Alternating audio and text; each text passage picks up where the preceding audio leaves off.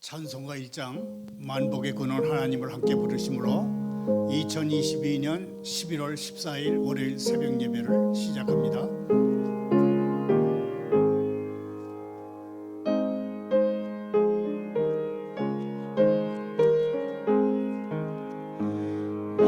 만복의 근원 하나님 온 백성 찬송 드리고 저 천사여 찬송하세 찬송 성부 성자 성령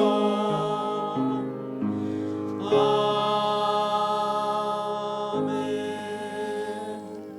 계속해서 305장 나 같은 죄인 살리신 함께 부릅니다.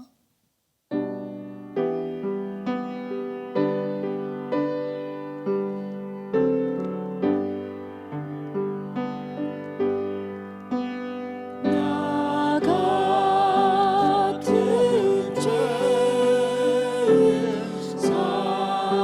살리신 주의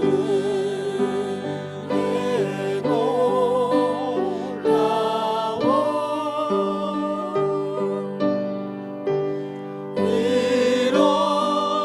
이로써 생명 찾았고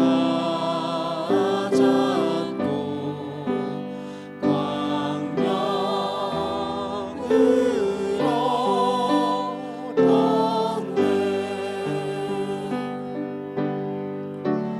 큰 죄악에서 건지신 주의 고마워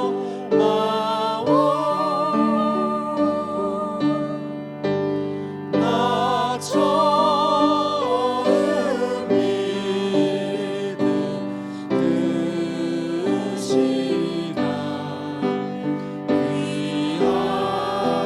귀하고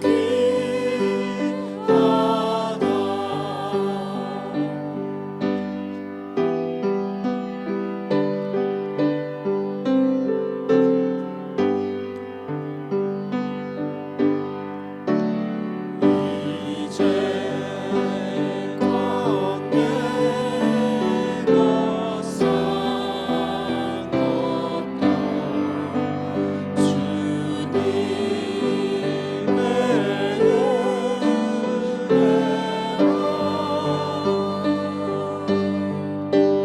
또 다른 산차 온양에 인도해 주시리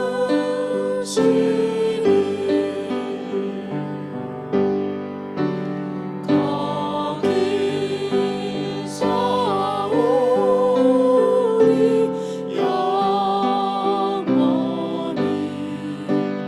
주님의 은혜로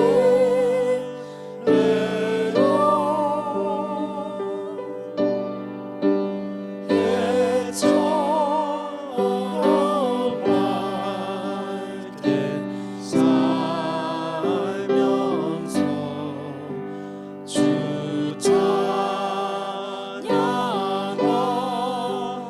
찬양하리라. 오늘 새벽에 보실 하나님의 말씀은 창세기 47장 1절부터 12절까지입니다. 교독합니다. 요셉이 바로에게 가서 고하여 이르되 내 아버지와 내 형들과 그들의 양과 소와 모든 소유가 가나안 땅에서 와서 고센 땅에 있나이다 하고 그의 형들 중 5명을 택하여 바로에게 보내니 바로가 요셉의 형들에게 묻되 너희 생업이 무엇이냐 그들이 바로에게 대답하되 종들은 목자이온데 우리와 선조가 다 그러나이다 하고 그들이 또 바로에게 고하되 가나안 땅에 기근이 심하여 종들의 양떼를 칠 곳이 없기로 종들이 이곳에 거류하고자 왔사오니 원하건대 종들로 고센 땅에 살게 하소서. 바로가 요셉에게 말하여 이르되 네 아버지와 형들이 내게 왔은즉 애굽 땅이 내 앞에 있으니 땅의 좋은 곳에 내 아버지와 내 형들이 거주하게 하되 그들이 고센 땅에 거주하고 그들 중에 능력 있는 자가 있거든 그들로 내 가축을 관리하게 하라. 요셉이 자기 아버지 야곱을 인도하여 바로 앞에 서게 하니 야곱이 바로에게 축복하며 바로가 야곱에게 묻되 내 나이가 얼마냐? 야곱이 바로에게 아뢰되 내 나그네 길의 세월이 130년이니이다. 내 나이가 얼마 못되니 우리 조상의 나그네 길의 연조에 미치지 못하나 험악한 세월을 보냈나이다. 야곱이 바로에게 축복하고 그 앞에서 나오니라. 요셉이 바로의 명령대로 그의 아버지와 그의 형들에게 거주할 곳을 주되 애굽의 좋은 땅 라암셋을 그들에게 주어 소유로 삼게 하고 또 그의 아버지와 그의 형들과 그의 아버지의 온 집의 식구를 따라 먹을 것을 주어 봉양하였더라. 아멘.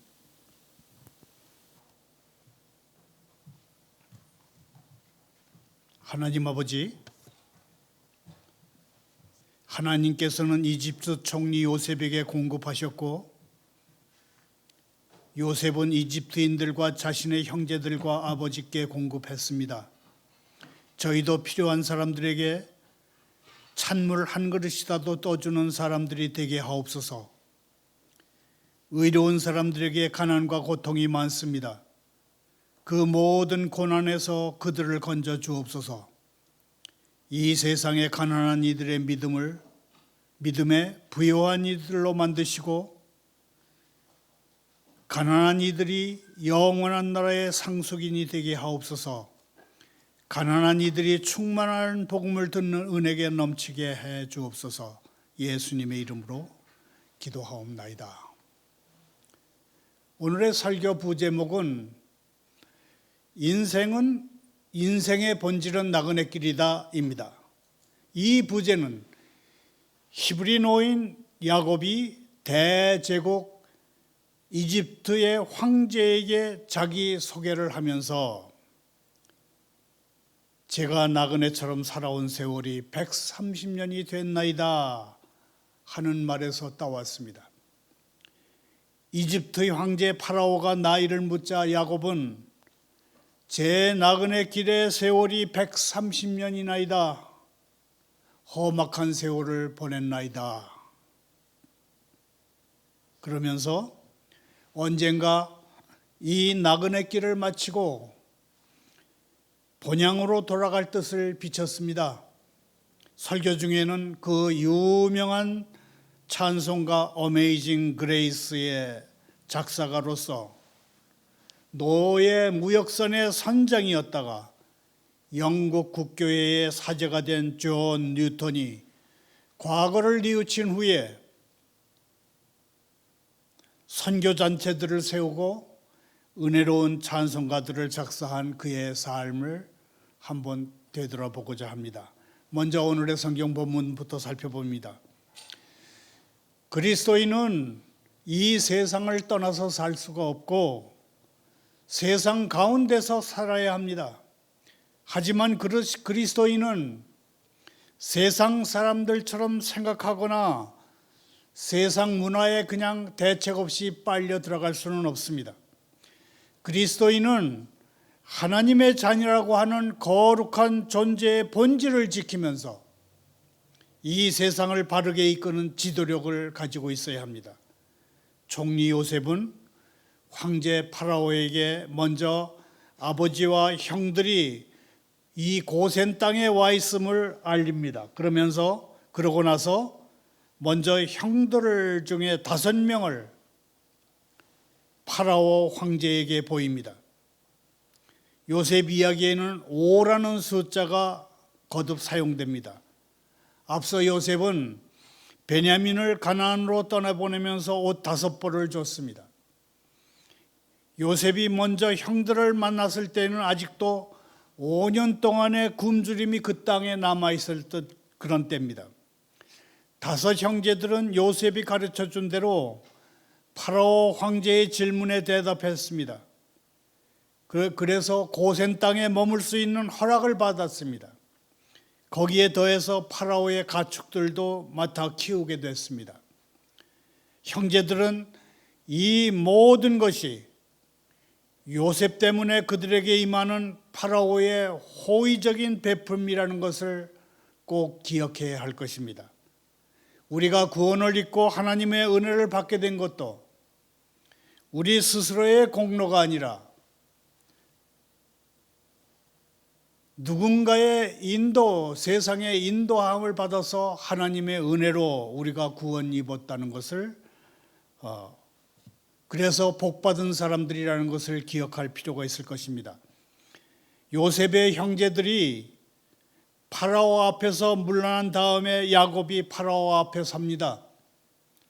요셉이 형제들보다 아버지를 나중에 서게 한 것은 황제에게서 고센 땅을 얻어내는 약자의 겸손은 다섯 형제가 말하게 하고 아버지는 파라오에게 아무것도 부탁하지 않는 존귀한 사람으로만 소개하기 위해서 그랬던 것 아닌가 그런 생각이 듭니다.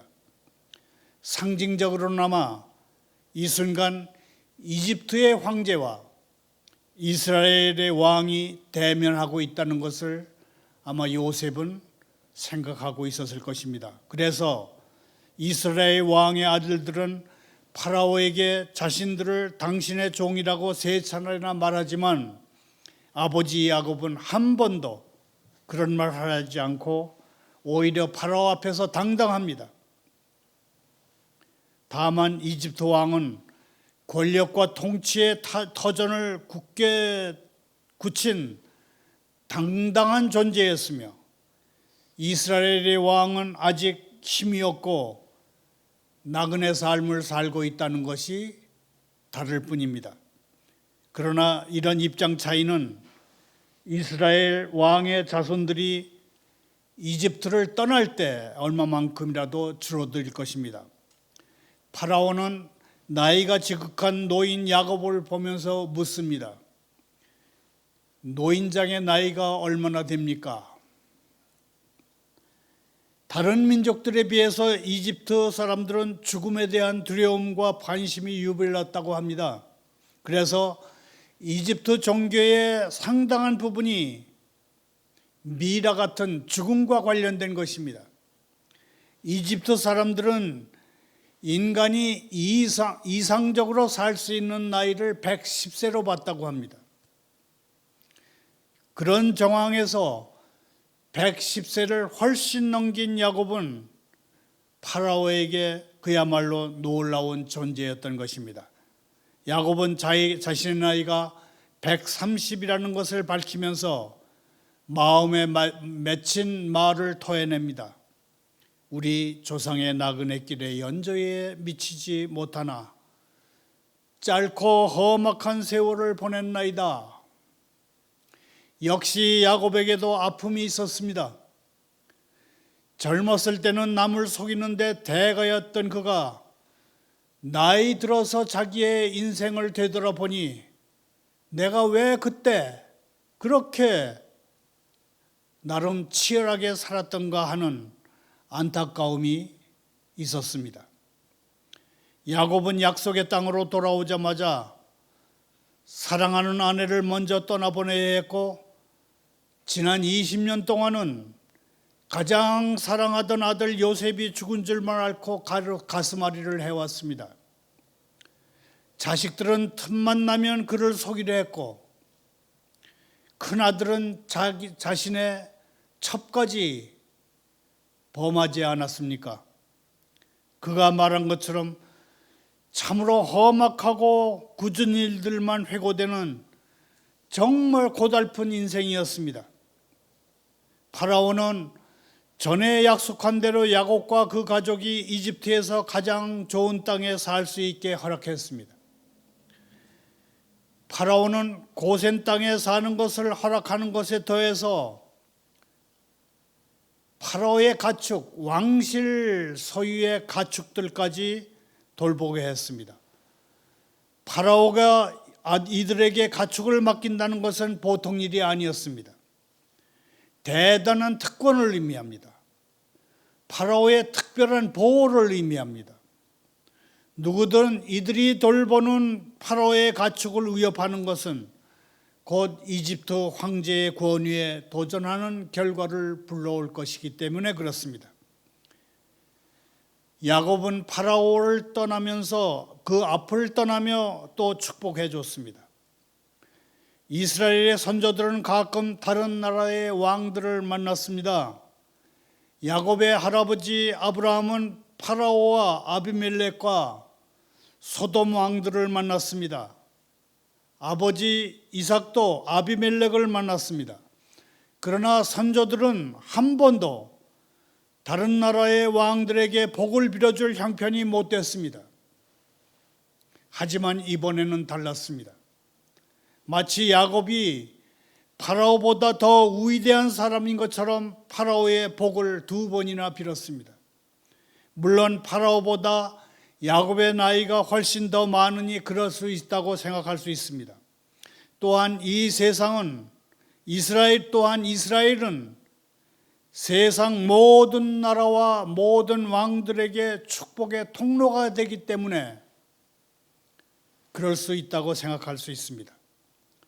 요셉의 형제들은 이집트에서 가장 물이 많고 기름진 땅이었던 라암셋에 머물게 되었습니다. 라암세스는 나일 삼각주의 북동쪽에 있었으며 오늘날 이집트 수도 카이로에서 동북쪽으로 110km 정도 떨어진 곳입니다. 라암세스는 야곱과 그의 자손들에게 얼마 동안 풍요와 안식의 땅이 됩니다. 그러나 훗날 라암세스 사람들은 이 땅에서 이집트 사람들의 노예가 됩니다. 오늘의 즐거움이 내일의 단식으로 변할 수 있음을 보여주는 이 말씀 앞에서 우리는 이런 질문을 던질 수 있을 것입니다. 세상의 그 무엇도, 세상의 그 누구도 우리에게 영원한 복을 줄 수는 없는 것일까? 말을 맺습니다. 창세기 47장 9절 10절을 함께 다시 읽겠습니다.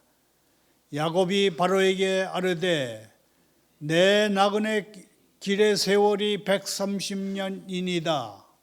내 나이가 얼마 못 되니 우리 조상의 나그네 길의 연조에 미치지 못하나 험악한 세월을 보내었나이다 하고 야곱이 파라오에게 축복하고 그 앞에서 나오니라. 이쯤에서 찬송가 어메이징 그레이스, 나 같은 죄인 살리신의 가사를 지은 존 뉴턴 성공의 사제의 삶을 되돌아보겠습니다. 소년 존은 10대 때 뱃사람이 되는 학교, 선원학교를 나와서 노예 무역선을 탔습니다. 그의 어머니는 믿음이 두텁고 성실한 크리스천이었고 뉴턴에게 성경 말씀을 많이 읽어줬습니다. 어머니의 교육 덕분에 뉴턴은 4살 때 벌써 거의 모든 책을 다 읽을 수 있었고 성경의 많은 구절들과 찬송가들을 외울 수 있었습니다. 아들 뉴턴이 목사가 되기를 바랐던 어머니는 뉴턴이 7살 된 해에 질병으로 세상을 뜹니다. 그 후에 계모 밑에서 구박을 받으며 자라다가 곧 아버지를 따라서 선원이 됐고 그 바닥에서 거칠고 방탕한 생활을 하며 자랐습니다. 19살 때는 해군에 갔는데 군에서 탈영해서 무려 15개월 동안 감옥 생활을 하기도 했습니다. 그 후에 노예선 선원으로 자원해서 아프리카로 향하는 배에 올랐습니다. 20대 초에 아버지의 친구 덕에 노예 무역선의 선장이 됐습니다. 도덕을 비웃고 기독교를 조롱하던 그에게 변화가 찾아온 것은 22살 때입니다.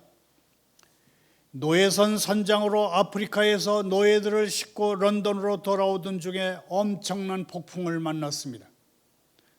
잠을 자다가 깨어보니 선장실에는 이미 물이 가득했습니다. 배의 한쪽 옆구리가 파손돼서 곧 가라앉을 것 같았습니다.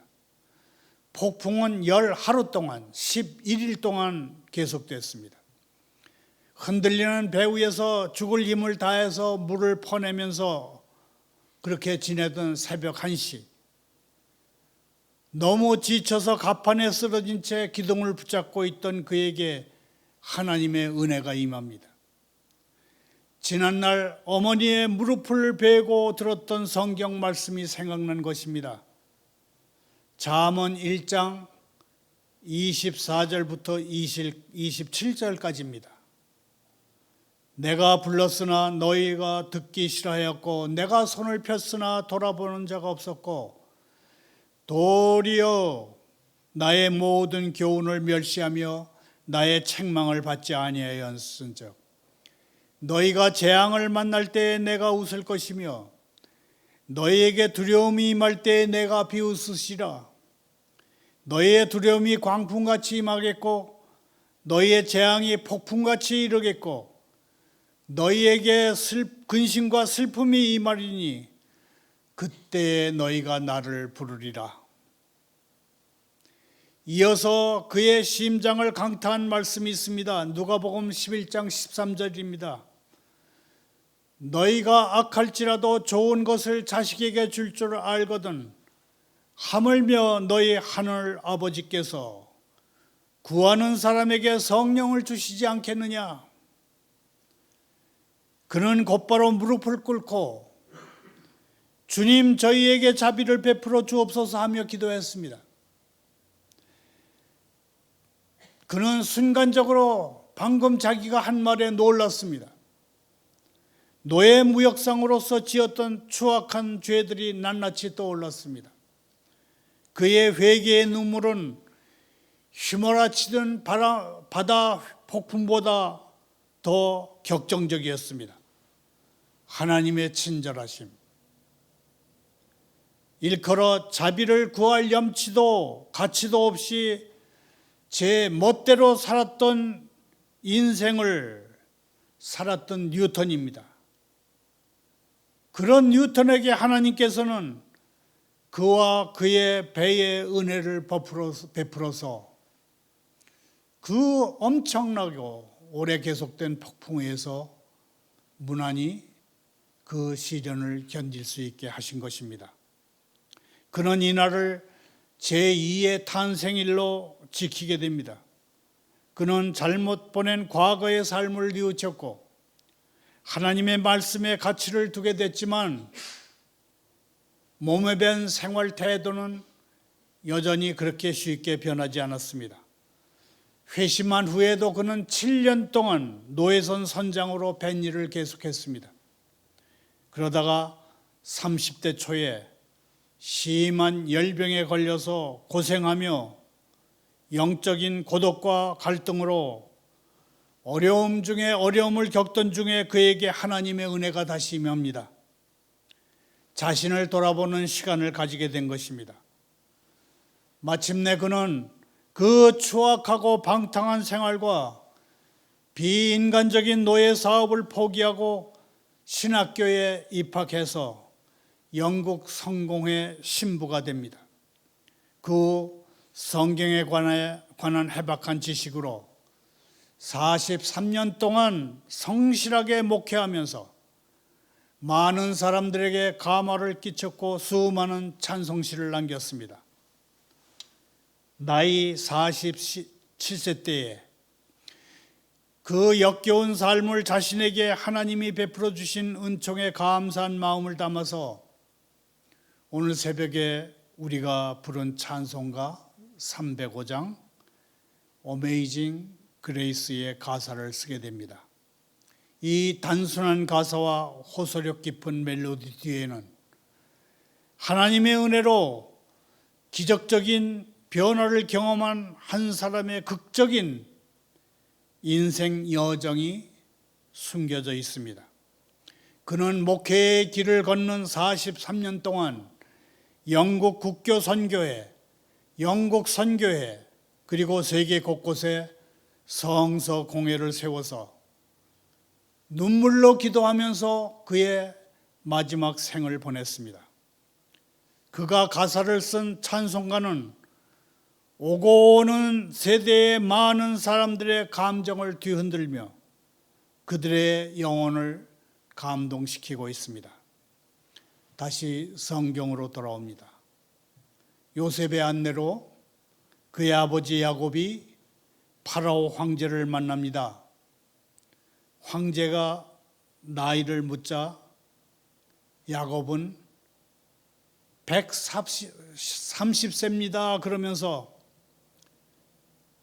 제 조상들에 비하면 짧은 인생을 살았습니다. 그렇게 말합니다.